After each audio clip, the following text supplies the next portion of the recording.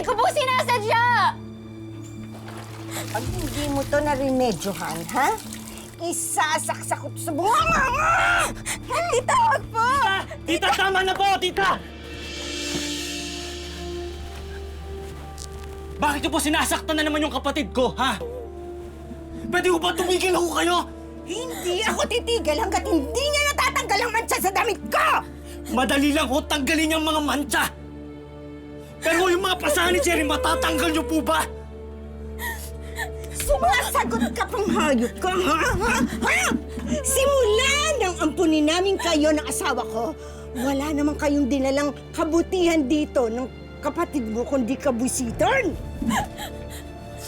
Sumasobra na po kayo! Ilang taon na po namin kayo tinitiis! Kahit po yung mga padala ni Papa para po sa amin, ginagastos po ninyo! Ang akala po ni Mama, pinag-aaral niyo po kami, pero Ano? Inaabuso ko kayo? Inaalila? Ha? Yung ba? Ha? Ha? Ha? Eh di isumbong niyo ako! Huwag mo nga pinagmamalaki sa akin ang perang padala ng papa mo dahil kulang na kulang yon para sa ninalamo ninyong dalawang magkapatid! alam mo! Ano? Uuwi na po kami.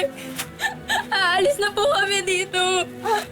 Mas mabuti pa nga lumayas na kayo. Bumalik na kayo sa mama at papa nyo na mga inutil at pabaya. Akala nyo kung sinong matino? Eh di ba nga pinamigay kayo? Kung hirap na hirap kayo, mabuhay dito sa poder ko, mas impyerno ang magiging buhay nyo sa mga magulang nyo! Ha? Ha? Ha? Ha? Tita! Tita! Tama na po! Tita! Tama na po! Anong tama na? Tama na, Tama Cherry! na! Tama na! Tita! Tama na po! Cherry! Cherry! Tama na! Kayo tama na! Kayo tama na! Wala kayo! Tama na po!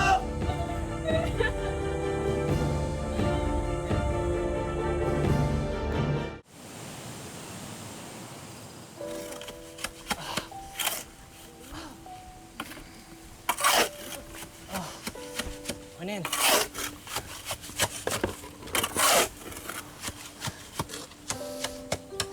Cherry, bilisan mo dyan. Huwag kang babakal-bagal.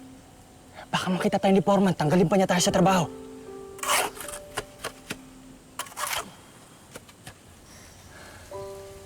Kaya mo ba talaga?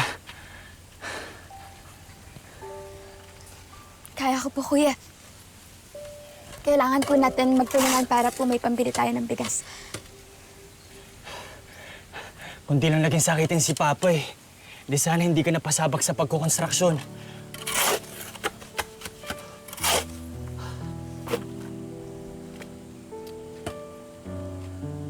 Ang bata mo pa, Cherry. Babae ka pa. Hindi ka dapat nagtatrabaho. Huwag kang mag-alala, kuya. Masaya po ako na nakakatulong ako sa pamilya natin. Kahit daang-daang balde ng semento, kaya ko pong buhatin. Basta wag lang tayo maghiwalay ulit ni Mama at Papa.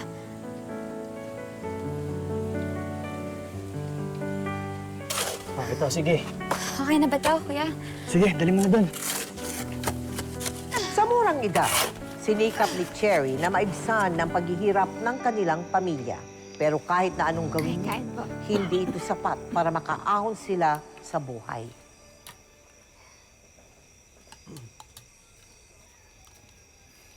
Makmak, Cherry.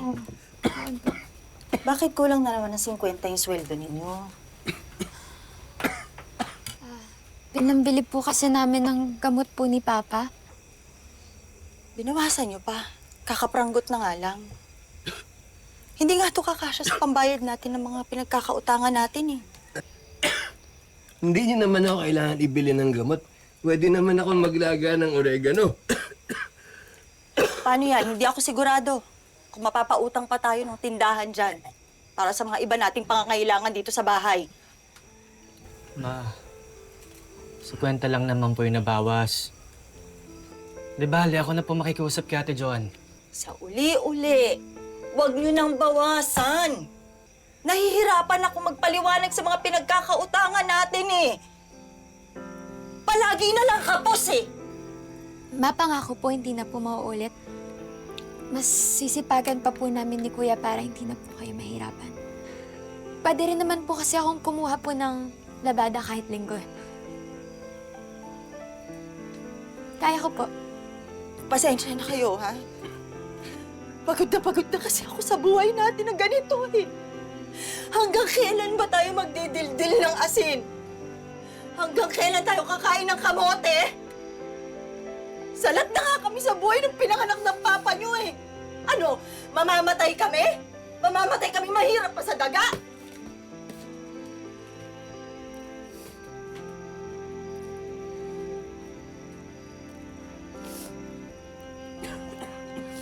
Teka, wait eh. Cherry, kumain ka na. Hindi, wait lang. Teka, Kumain ka na. hindi po, sige na po.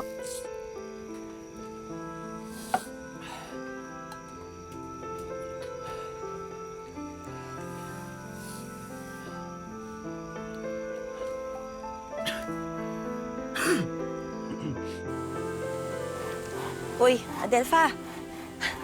Malaking isda tong matandang lalaki na gustong maghanap ng mapapangasawa ng batang babae. Aba, malaki rin ang negosyo dito sa kabilang bayan. Isipin mo na lang, aba, talaga namang bonggang magiging reyna ka. Dahil pag yun ang napangasawa ng panganay mo na si Sandra, naku, talagang winner ka. Ilang taon na nga ba yung anak mong yun? 16. Ay, bongga. Sariwang-sariwa yan. At yan ang tipo ni Mr. Ronquillo na aasawahin. Pauwi mo na kasi dito yung bata. Nakiusapan na namin ng mama niya. Ayaw daw talaga bumalik. Di naman namin mapilit. Gawa ng may nobyong mangingisda sa kabilang probinsya. Nakakatawa naman ang sinabi mo, Berting. Ano makikita niya sa lalaking malansa at amoy araw? Ha, Aber? Wala naman siya ibang gagawin kung magpapakasal siya. Hihiga pa kayo sa salapi. Hindi ko ba naisip yon, ha? Mahal ba talaga kayo ng anak nyo, ha?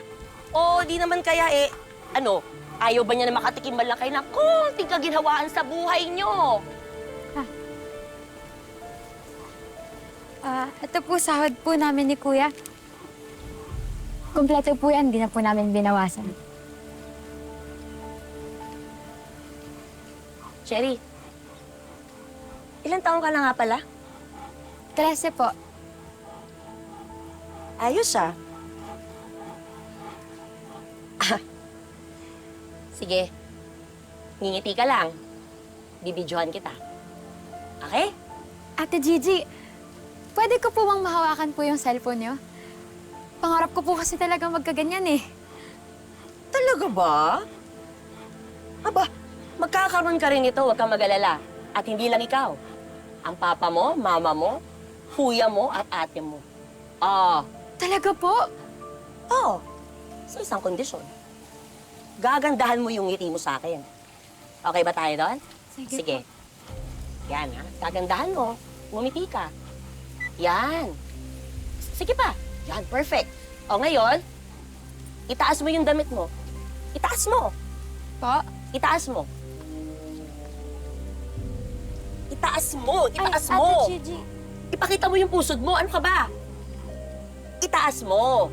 Teka lang ho, Ate Gigi. Para saan ho ba yan? Isa pa tong pakilamero. Siyempre, kay Mr. Ronquillo, isang matandang negosyante na naghahanap ng batang mapapangasawa. Kung di ba naman si Rayang ate mo na si Sandra, tumanggi. Ano nangyari? Natural, si Cherry ang kapalit.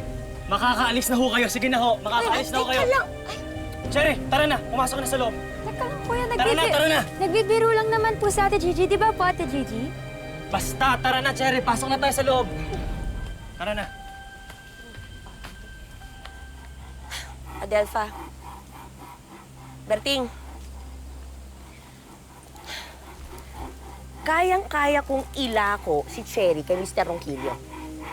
Naintindihan niyo yun? Pero dahil ayaw niyo, edi okay lang. Aba, walang problema sa akin yun. Tinutulungan ko lang naman kayo para magkapera. Ha? Marami nagkakandara pa dyan sa akin, sa alok ko. Lalong-lalo na, ha? Makinig kayong dalawa sa akin. hindi lang kayo ang nagugutom. Ngayon, sinasayang yung oras ko? Ha? Alis na ako. Puisip. Isip mo. Gigi! Kayo. Gigi! Ano?